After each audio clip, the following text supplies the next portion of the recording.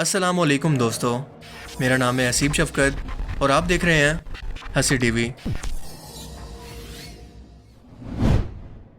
एक लंबे अरसे के कोरोना पेंडेमिक के बाद बॉलीवुड की पहली फिल्म को रिलीज़ कर दिया गया है जिसका नाम है सूर्यवंशी। और घुमा फिराकर इस फिल्म की कहानी भी वही हिंदू नस्ल पसंदाना, इस्लाम दुश्मनी और नफरत से भरी हुई है, जिसे अगर सिर्फ एक लाइन के अंदर एक्सप्लेन करना पड़े तो यूं कह सकते हैं कि मुंबई शहर पर कुछ मुसलमान दहशतगर्द बमों से हमला कर देते हैं और इस हमले से अक्षय कुमार या सूर्यवंशी को पहले से प्लान करके इस सब को रोक कर अपने शहर और देश को बचाकर इसकी रक्षा करनी है, जिसके अंदर इसकी मदद रणवीर सिंह और अजय देवगन भी कर रहा है।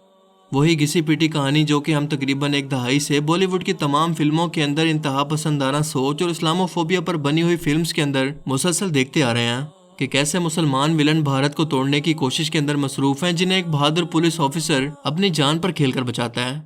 और अपनी तरफ से इन्होंने मार्वल सिनेमैटिक यूनिवर्स की तरह इंडियन कॉप यूनिवर्स बनाने की भी कोशिश की है, जिसका ना कोई पिछली कहानी से लिंक है, ना साइंस, ना लॉजिक, ना ग्रेविटी, जो कि आजकल वैसे भी बॉलीवुड को कई सालों से अलविदा कर चुकी है। ये मुन्ना मेरा देवर और मेरा छोटा भाई।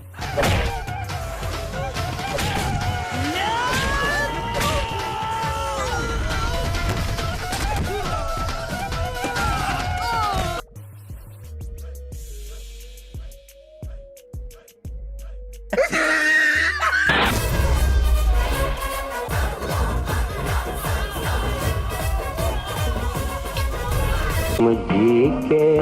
क्या करेंगे।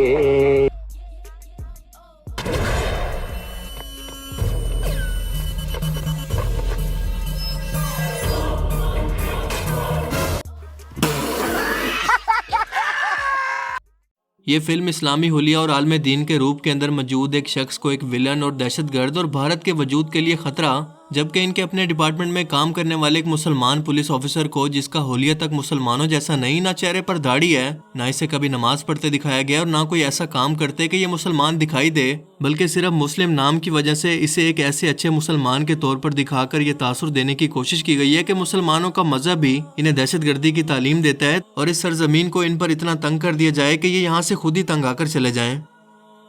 जबकि हकीकत में इससे ज्यादा पुरअमन और इंसानियत का दर्स देने वाला शायद ही दुनिया का कोई मजहब हो, जिनके कुरान करीम में अल्लाह पाक वाज़े तौर पर यह फरमाते हैं कि जिस शख्स ने एक इंसान को नाहक कत्ल किया वो बिल्कुल ऐसा है जैसे उसने पूरी इंसानियत को कत्ल किया, और जिसने एक कीमती इंसानी जान को बचाया वो बिल्कुल ऐसा है जैसे उसने पूरी इंसानियत को बचाया हो।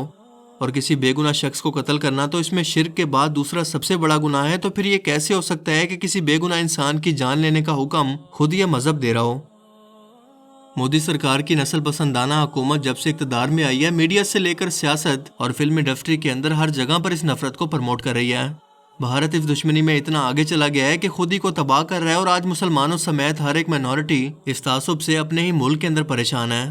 वो मुल्क जिसे सेकुलर बनाया गया था, वहाँ पर असम में मुसलमानों का कत्लेआम हुआ, कानून साजी लाकर इन्हें अपने ही मुल्क से बेदखल करने की कोशिश की गई। कश्मीर के मुसलमान अपने हकूक और आज़ादी की जंग लड़ रहे हैं, मगर आज तक इस टॉपिक पर कोई फिल्म आपको बॉलीवुड में मिलना तो दूर की बात, इस पर बात करना ना सिर्फ जुर्म होगा बल्कि आपको अपनी वफादारी भी साबित करना पड़ सकती है।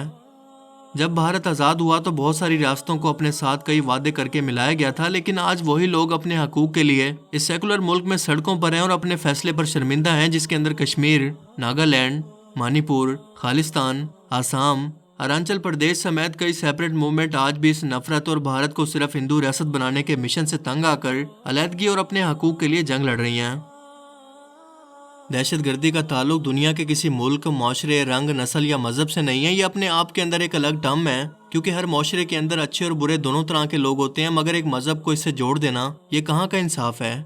क्योंकि इस फिल्म के एक सीन के अंदर हम देखते हैं कि बिलाल नाम का एक शख्स फौरन से इंडिया आता है, लेकिन इंडिया आने से पहले वो अपनी दाढ़ी को शेव कर लेता है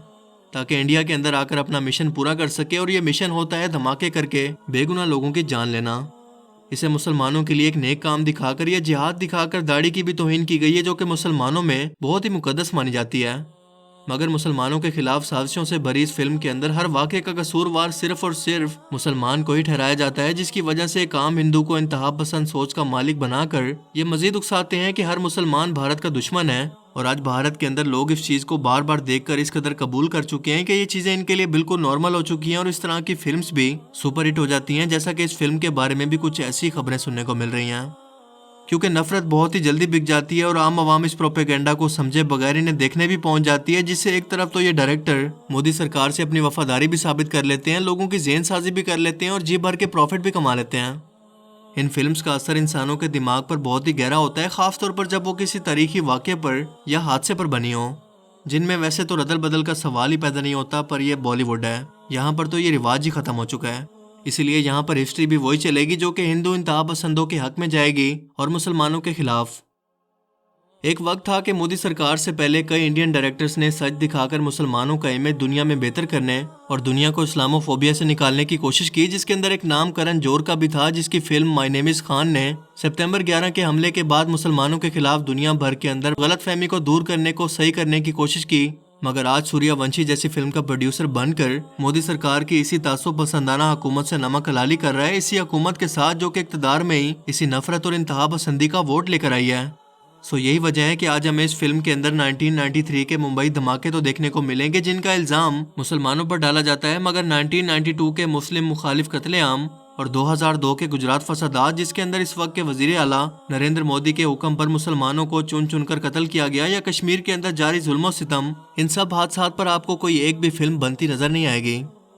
क्योंकि ये ना सिर्फ फिल्म्स में बल्कि मीडिया पर भी अपने खुद की ही आवाम को धोखा देते हैं, इनसे असल हकायक को छुपा कर। और ऐसा नहीं है कि कोई भी मुसलमान दहशतगर्द नहीं हो सकता या उसके मजहब की वजह से उसको सजा नहीं मिलनी चाहिए, बल्कि कानून के अंदर सब बराबर हैं। बस एक मुसलमान के लिए भी वही कानून होना चाहिए जो कि इस मुल्क के तमाम शहरियों के लिए है, ना कि हकायक को तोड़ मरोड़ कर जबरदस्ती एक कौम और मजहब पर दहशतगर्दी का लेबल लगाना और इस्लामोफोबिया में पढ़कर जिहाद जैसे लफ्ज से इस कदर खौफजदा हो जाना कि हर फिल्म के अंदर इसका जिक्र करना नहीं भूलते।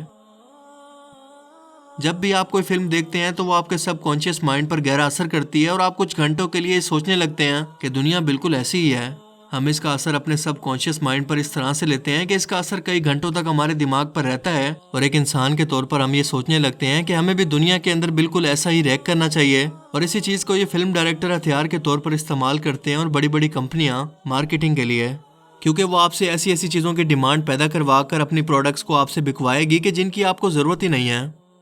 इसीलिए ऐसी फिल्म्स का बाइकआउट करके और लोगों तक अवेयरनेस को फैलाकर इस प्रोपेगेंडा को इस वीडियो के जरिए अवेयरनेस फैलाकर नाकाम करने में मदद करें। मुझे उम्मीद है कि आज की इस वीडियो से आपको बहुत कुछ नया जानने को मिला होगा और ये वीडियो आपको पसंद आया होगा। अगर ये वीडियो आपको अच्छा लगा तो इसे लाइक कीजिए और अब मैं मिलूंगा आपसे एक ऐसी ही नई इंटरेस्टिंग वीडियो में। तब तक के लिए अपना बहुत सा ख्याल रखिएगा। Thanks for watching this video. अल्लाह हाफिज़।